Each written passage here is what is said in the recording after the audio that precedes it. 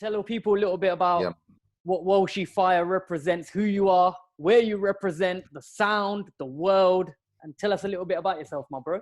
yeah, man. Well, my name is WALSHY FIRE. I'm originally from Kingston, Jamaica. I grew up in Miami, Florida, in a place in Miami called Carroll City. Same place as Rick Ross and Flo Rida and a lot of other big name football, American football and sports people come from as well. Um, I am a producer, a DJ, a writer. Um, since we're only talking about music, uh, I'll stop there. I do a lot of other things non-music related, but since we're talking about tune after tune, yeah, man, that's what I do, man. Is I do music, man. I do music. Everything is music related, though. WALSHY, talk to me a little bit about, we know you're a world-renowned artist, producer, DJ. From DJ to DJ, talk to me a little bit about how you got into the producing game. And maybe, you know what I mean? You're a seasoned vet. Maybe a bit of advice for the younger ones that are, trying to get into producing or have an interest in music. You know what I mean? What would you tell them? Yeah, so I got into DJing um, by joining Major Lazer 9 years ago. That's when I, I'm sorry. I got into producing by joining Major Lazer about 9 years ago. I had been DJing with Black Chinese Sound for about 12 years before that. I was with Copper Shot Sound for about 2 years. And my original sound system from Nannyville, Kingston called Changes Disco. That's about 25 years worth of DJing that I did before I got with Major Lazer. Um, and so, yeah, man, with Major Lazer now, it was much more about making every track be unique so that the DJ sets were almost all unique music. Nothing was just a regular song. It was always an edit, always a remix, always an original song. And I really got into that and I started to do it myself. So shout out to Diplo um, and Jillionaire for inspiring me to get into producing and seeing that uh, it's the natural progression from DJing. You love music, but you can't be in the club forever. Mm. And so you move on to making music or being in music in some way. Maybe you own a club, you own a bar, things like that. But yeah, production is my thing now. I love it more than anything, and that's due to me joining Major Lazer. As far as advice, I never give advice. I think that's the question I get the most. I get that question probably twice a week, and I've just come to the conclusion that my journey was my journey. I cannot tell you about my journey and hope that it applies to your journey. My journey was me just doing it. And so if you want to follow my journey, then yeah, just do it. Whatever it is. If it's not producing, if it's whatever, just do it. Um, but if you're looking for advice on how to do it, there's just nothing I can say that's going to help you because how I did it and how I got into doing it won't apply to you. I just did it. I fell, got back up. It's what you're going to do when you stand up, right? That's what matters. So, you know, um, that question to me is always, I mean, I always get it asked, but it's always just one of those questions where I'm like, how do you give advice to people? This is how I actually feel about it. If you're asking for advice on big generic questions like that, um, you've probably already lost. Mm. You probably should just go do something else. If you're asking, how do I become a producer? You've lost because this question is easily answered. You just do it. Yeah. You buy an instrument, you buy a program, you take a class, you watch YouTube videos, you learn on your own. Just do it. Um, and so, I get these kind of questions all the time, and I'm always like, man, those people that are asking me those questions are usually never going to make it in this Mm. because they're expecting me to hand them something Yeah. when in actuality, nobody handed me anything. Right. Somebody said, "Yo, you should do it," and I went and did it. You know, and so I look at a lot of these things like as uh, hurdles and walls and speed bumps that Yeah. people want to avoid, but in actuality should not avoid. They should have hurdles. They should have walls. It should not be easily accessible by everybody. Yeah. And the people who jump over those walls are the ones that deserve to reap the rewards of their hard work. I can't tell you how to jump over those walls. You just gotta go do it, And so um, I also noticed that most people they don't see the hard work that's put in it. They only see the win. They only see the glory. They only see the big stage. Me standing in front of 100,000 people. That's all they see. And then I realized, yo, if you're not willing to do this, yeah, here's my advice.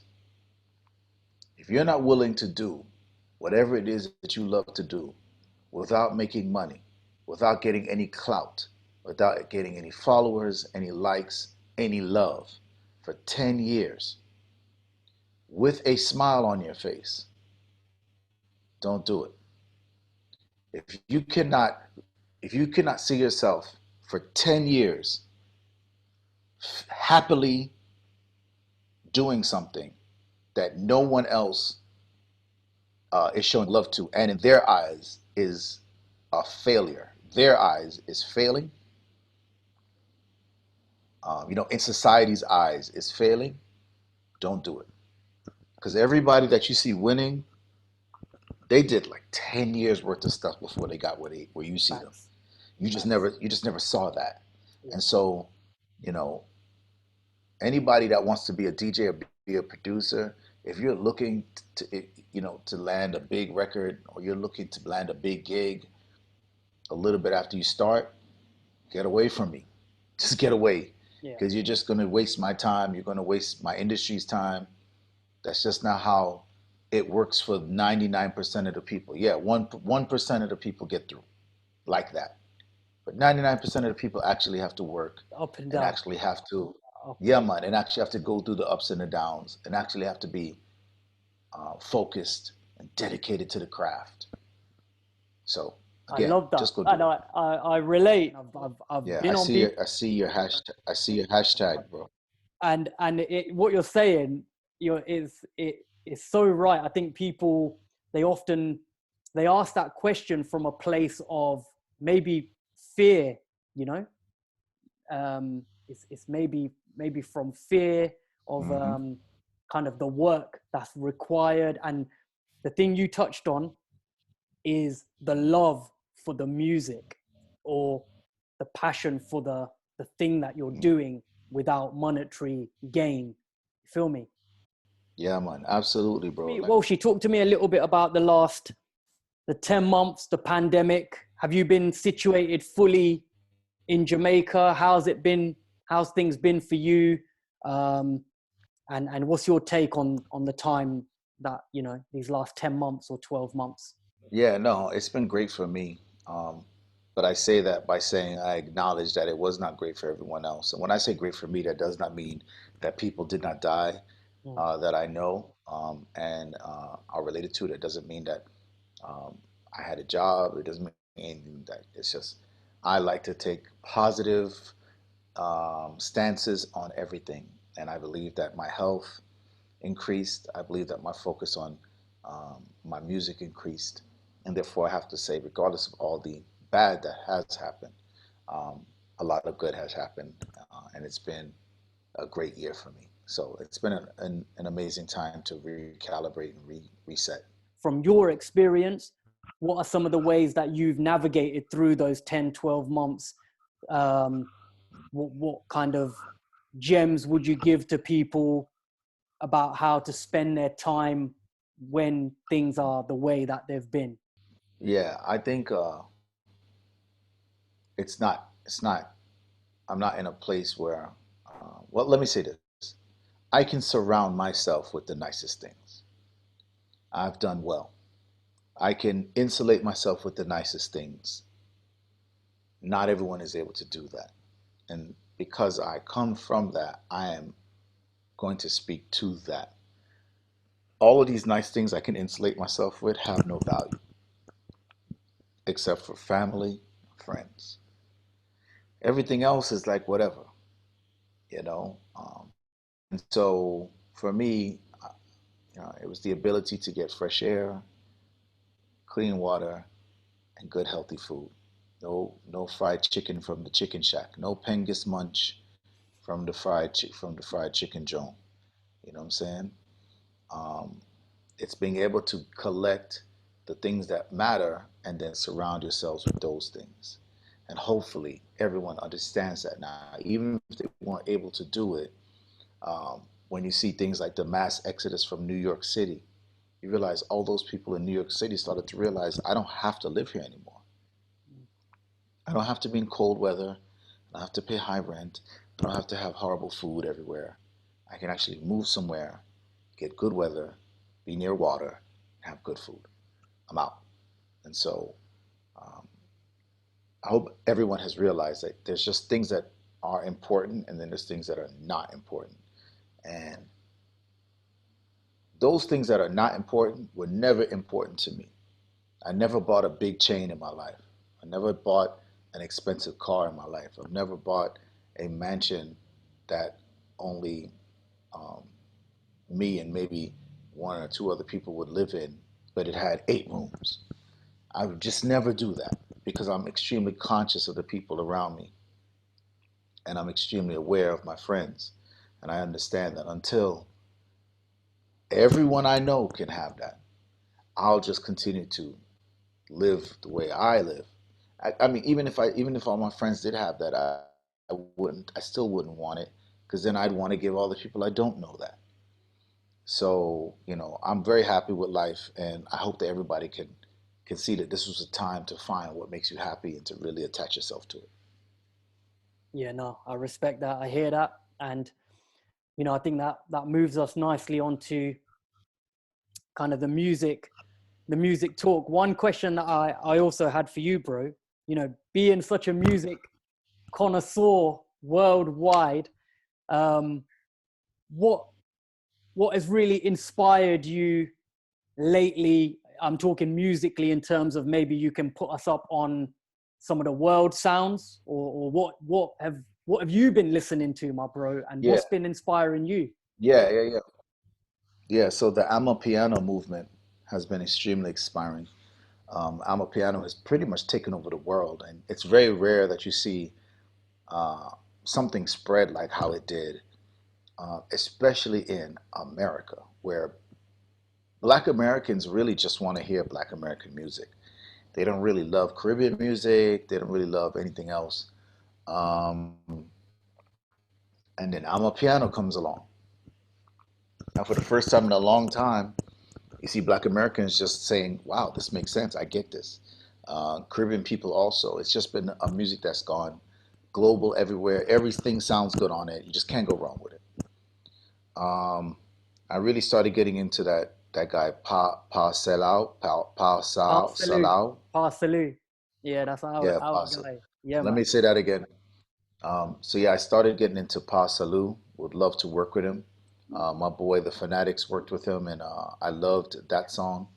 But Pa Salieu is probably going to be the first UK rapper to actually cross over in America, and that's no diss to Skepta, no diss to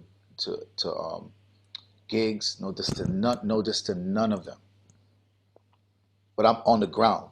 I'm on the ground, and I see how all of the drill movement has opened up this space for an open mind and an open ear to an accent and to a language, because he's speaking in a lot of things that people in America wouldn't understand, but the open mindedness to even allow that to come in.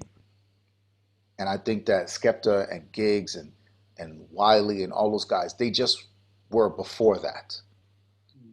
They were ahead of their time, and now I think Pa Salieu is going to reap the benefits of the work that those guys have put in chiseling. And you know, it's like a small axe hitting a tree. And I think that he's going to be the one to actually walk in and just knock the tree over now that it's just a little bit of tree left hanging. Um, you know, I've been to, I go out. We still have, you know, we still have parties in America. I do a party every Tuesday called Rum and Bass, and you know, he's got two songs that are playing in clubs. You know, my family plays in clubs, bro, in America. You know, and Big. I don't think y'all understand how crazy that is. The last time I felt something like that was like, man, these motherfuckers won't stop calling me, man. How do I do this? I just got an iPhone for the first time. There we go. Yeah, I don't know how to use it yet. Um, Last time I seen something like that was like Mark Morrison, bro, Return of the Mac. That's crazy. Yeah. You know, somebody who was distinctively English, wasn't really trying to sound like no one else. I Mm. mean, he has his Jamaican patois in there in his songs Pa Salieu. So, you know, am I saying his name right? Pa Yeah, Salieu? yeah, yeah, yeah. Yeah. He has his Jamaican twang in the songs, and so it maybe it relates easier to New York and Toronto and Miami because of the Caribbean culture there. But yeah, he could be. You know, he could be the first one to drop, you know, a project at Americans fuck with it. You know, as far as a rapper from that side. So that I can think of. I can't think of another rapper from the UK that I've seen his song or her song get a big forward. Two songs get big forwards in clubs in America. I haven't seen that, and the song not have someone else on it because most of the time it'll be a collaboration. You know, Mm, mm. the last time we saw that was Maybe skitty this. boop pop pop, Right. skitty Okay. pop pop pop, Yeah. but it beep beep pop pop pop. And that Big Shaq You know, that Big Shaq record is a comedy record. Do you understand? That's not a real. right? That's No, a but comedian. what I'm Like. saying, right? But what I'm saying is, yeah, that's what I'm saying is that's how we view you guys. Mm, right. You know, yeah, that's how we see you guys. We see you guys as these just it's just like jokes. Mm, We just see English people as jokes. We don't see them as serious people. So when the grime rappers come and they talk about what they're doing in America, we're like, ha ha ha ha ha. You know, they don't believe it. it's Yeah. like, what are you doing? I mean, even Pa Salieu, you know, even yeah, even Pa Salieu, no one's gonna believe that he's running around London with the brickety brickety, you know, because in America we know the gun laws of England, Yeah. and we know that a Rambo is the most people have, you know. Um, and so when we're in America where everybody has three guns legally, we in America just laugh and say, nice, you know, nice try, guys. Come on, like you don't have to do this. You don't have to sound tough. Um, but Pa is getting love. People are actually like, you know, you could tell people like, we don't believe you. We know you're carrying around a bat. We know that, but your song is dope, and so we're gonna let you slide in, Oh, that's and, dope. and you know, yeah. So I'm wishing him nothing but big success, um, and hopefully he gets to be what I predict he will be, which is a major, major, major musician in the game. Yeah. So we've seen Skepta do things stateside, but we haven't seen many others. You know. Yeah, it's but to me, Skipta, it's always been like a collaboration song. Facts. You know, it's always been like a collaboration song. I really haven't seen any of them have two songs with just UK guys or solo Mm. that we over here were like pull up, pull up, pull up. You know, but yeah, man, that's what I'm into right now, checking those things out. I'm gonna ask you to jump into your first influential record. Tell us what track it is and the reason why you're selecting it, why it's influential to yourself, and we'll jump straight in. Okay, so Rakim, Microphone Fiend. That's my first choice. And the reason why is because this is the first song I ever loved.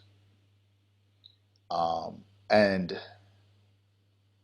when I say love, I mean loved on my own. There were songs that my mom would play that I loved, but those were her songs. She would play songs like Stealing Love on the Side, JC Lodge, Someone Loves You Honey.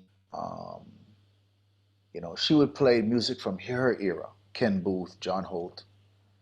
But this is the first time in as a child that nobody influenced me to like. I love this song on my own. I remember watching MTV and this video came on. No, I'm sorry, not MTV, Video Jukebox, which anybody out there that knows hip hop knows the importance of video jukebox in America, because MTV actually wasn't playing black music um, for a long time. Michael Jackson was the first, I believe, and then it took many years after that for them to play hip hop. But this was on Video Jukebox, man. Microphone Fiend. I remember as soon as I heard the beat, I just couldn't believe someone could put such a song together. And then when I saw, again, this is all about the video really that laid the foundation for it. When I saw Rakim and Eric B, and I saw the Nation of Islam symbols, I saw the 5%er symbols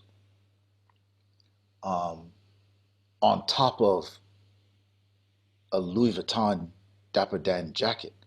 Like the two were just so, it was just such a wow. You see the Nation of Islam on a Louis Vuitton jacket.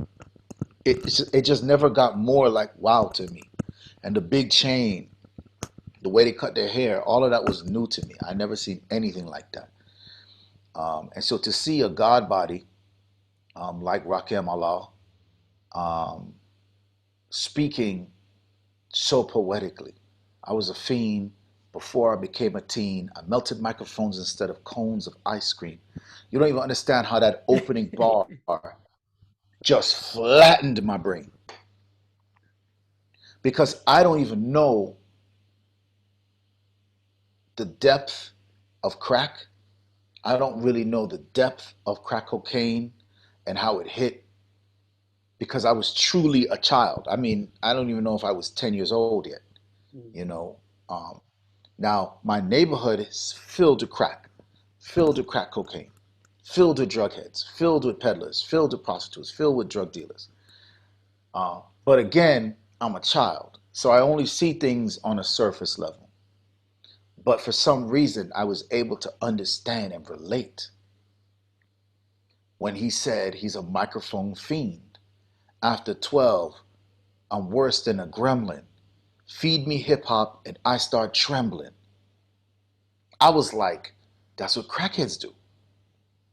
I was like, but he's doing that for hip hop. Like, I know it might sound crazy to a lot of people, but if you could only understand, this is the 80s, and this was the most perfect hip hop song I had ever heard. I had heard hip hop songs before that, but there was no song before this that I loved in hip hop to the point where I had to get the tape, I had to get the, I played it all day, every day. Um, Knew the words back to front, front to back. He had another song called I Ain't No Joke. I ended up falling in love with that song. And to this day, Rakim Allah is my favorite rapper. Okay. And anybody want to ask me, it's not going to be Jay-Z, it's not going to be Nas, it's not going to be Biggie, it's not going to be Tupac. It's going to be Rakim Allah. He's the greatest rapper to ever do it, to me.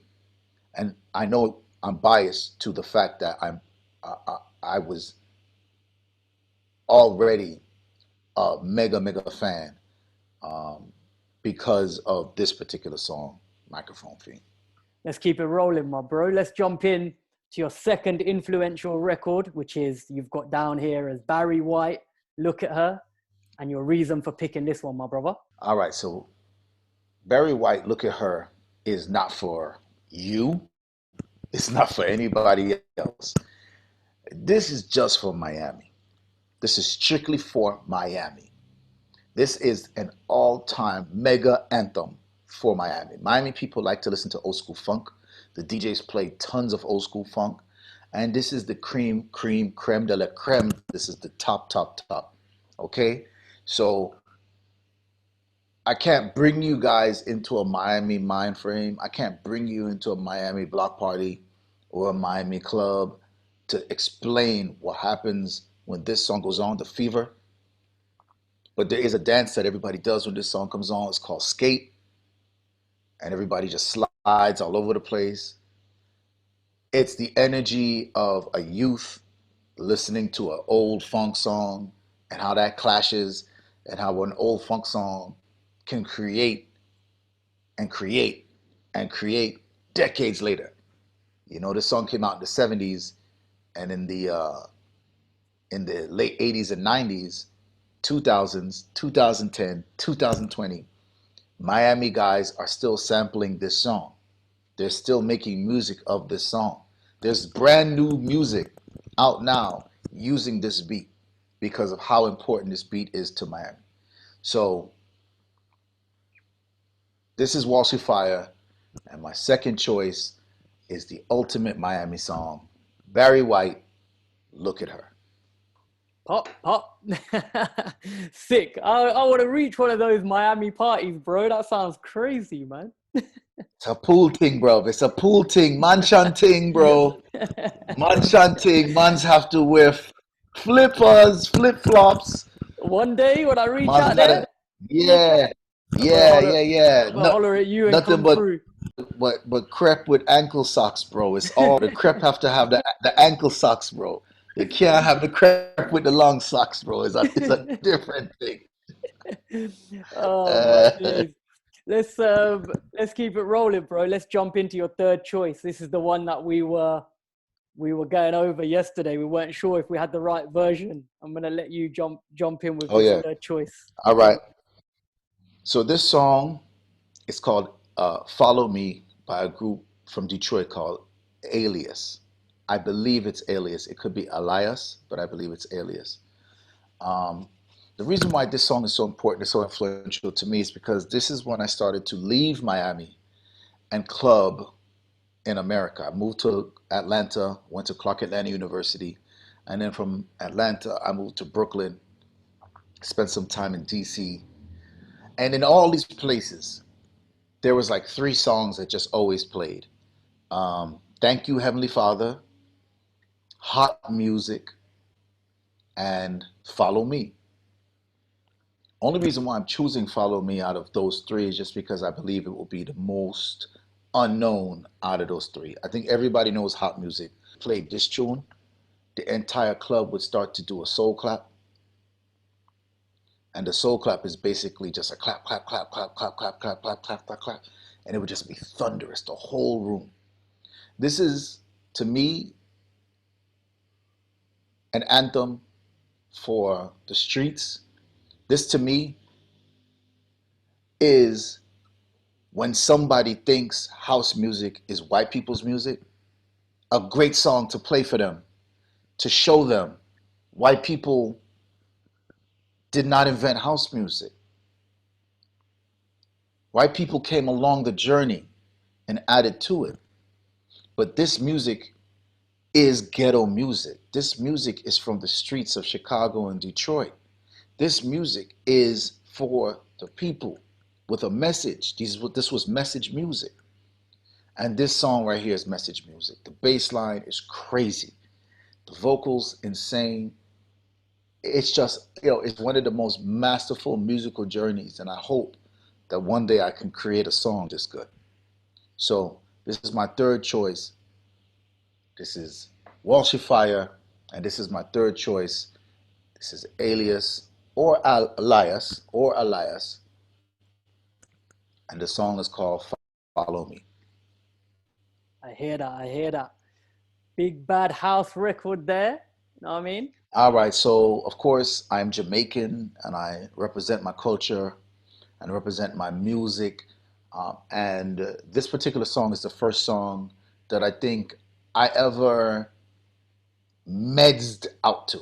Like, you know, this is the first song where me ever just sit down in complete silence and just meds, you know. And of course, I'm a kid when I'm listening to this song, but I always thought about the power of the song and the power in the lyrics and how good the musicianship was of the song and how amazing it was to have completed that song and to be able to hand it to someone else. And I could just imagine them looking at the person while they listen to it and be like, "Holy crap, man! This song is crazy." And so that's what I want myself to do. I'd love to be able to make music that I can look at somebody and see the impact that it's having on them and walk away knowing that I feel fulfilled, that someone else is fulfilled from the music I've made. And that's what this song did to me. It was also my early um, journey through the Rastafarian faith, where I began to grow my dreadlocks and practice that lifestyle. And so this song just meant a lot to me. I was also struggling through poverty um, immensely at the time. And that song, you know, I was a kid, and that song just helped me kind of like um, know that better days will come in and that I don't need to worry myself, just have a good time and smile and enjoy life. So the song has many, many meanings, and I know for a fact everyone knows this song, and that everybody probably has a meaning of this song that's their own, and that's why I chose it. This is Bob. This is WALSHY FIRE. Definitely hold our meds. Answer your phone. Don't do. Don't. If you're driving, roll the window up, pull over, and just vibe to that song. Yeah, I promise you, you will feel something. This is WALSHY FIRE, and this is my last tune. Bob Marley, Jah Live.